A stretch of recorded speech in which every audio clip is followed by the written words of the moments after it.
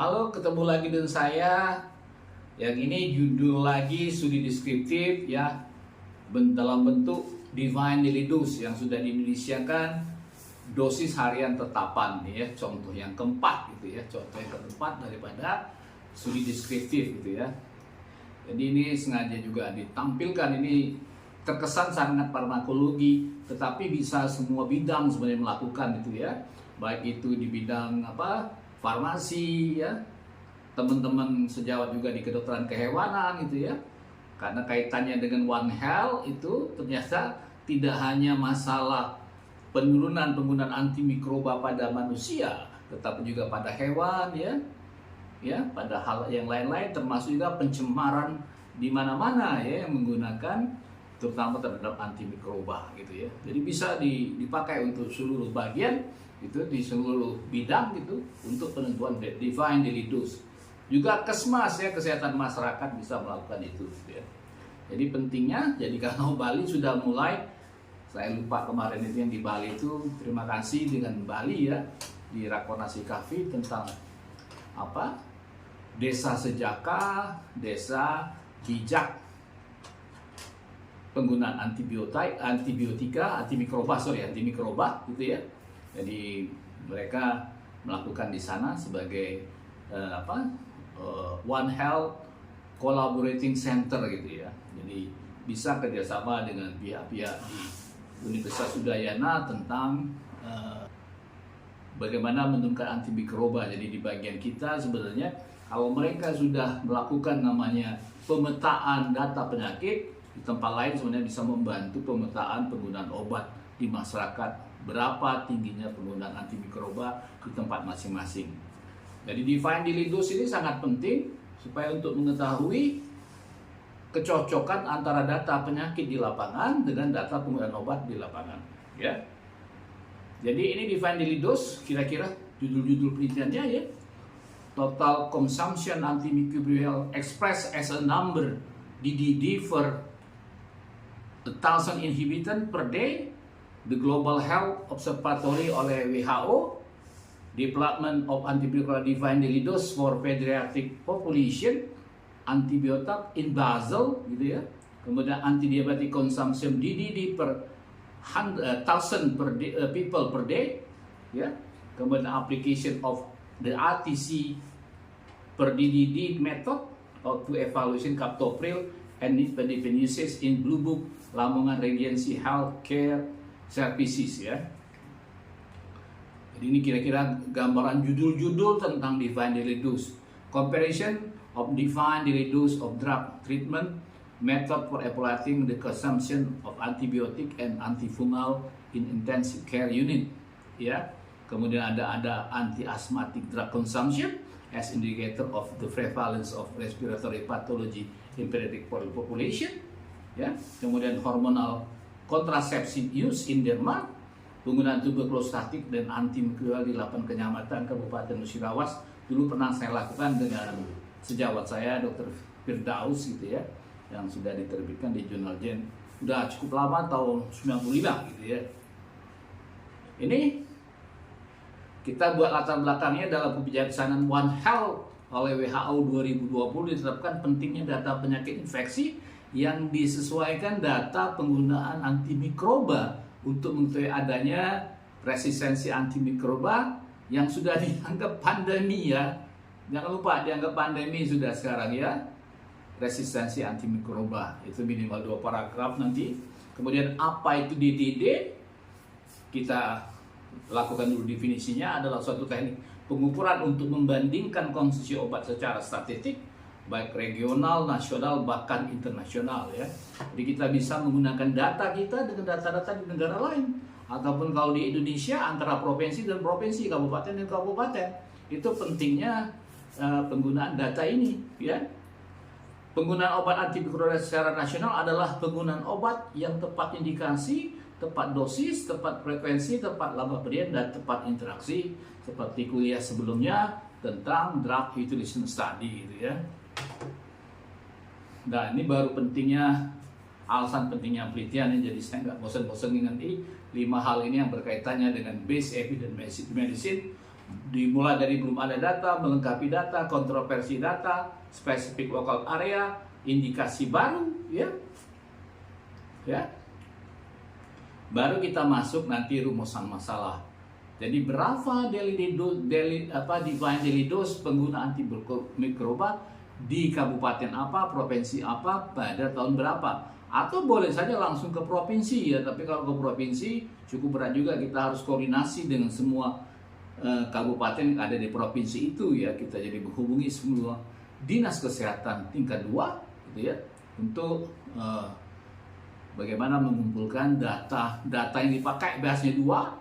Kita boleh menggunakan medical record atau catatan medis. Yang kedua, kita boleh pakai nanti resep yang dikumpulkan selama periode tertentu gitu ya.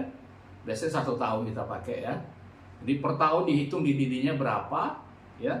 Dari situ nanti kita tahu akan tren penggunaan obat itu bagaimana. Turun naiknya berdasarkan pasti dengan data penyakit yang ada di lapangan, ya. Tujuan penelitiannya untuk mengetahui DDD penggunaan antimikroba di kabupaten X, misalnya provinsi apa, pada tahun berapa gitu ya. Kemudian untuk mengetahui karakteristik penggunaan antimikroba di kabupaten tertentu, untuk membandingkan DDD penggunaan antimikroba antar satu desa dengan desa lain di kabupaten itu, gitu ya. Ya, jadi kita dengan mengetahui itu, kita tahu mappingnya, ya. Akhirnya desa ini kita tahu mappingnya, ya. Dari penggunaan obat kita tahu nanti data penyakitnya, kira-kira begitu. Oke. Nah, manfaat penelitiannya apa? Secara teoris itu sebagai dokter apa manfaatnya, ya? Secara klinis apa manfaatnya sebagai di profesi kedokteran apa? Ya, termasuk dokter hewan gitu ya. Terutama di peternakan atau ayam, ya, sekarang ternak sapi misalnya, ya, kita kemarin ramai tentang infeksi mulut pada sapi gitu ya. Kemudian secara sosial gitu ya, pada pasiennya gitu ya. Nah, jenis penelitian ini kita sebut, ya, penelitian deskriptif dalam bentuk divine daily dose, dosis harian tetapan, ya, tempat dan waktu di mana semua puskesmas dan RSUD atau apotek, rumah sakit swasta kalau ada di wilayah kabupaten tertentu. Kalau bisa itu yang agak berat itu adalah mengumpulkan data-data itu, ya, di catatan medis ataupun resep dari satu tempat, ya, kita ambil semua. Jadi kita bisa menghitung nanti per 1000 penduduk atau per 100 ranjang itu berapa banyak orang terpapar obat, ya.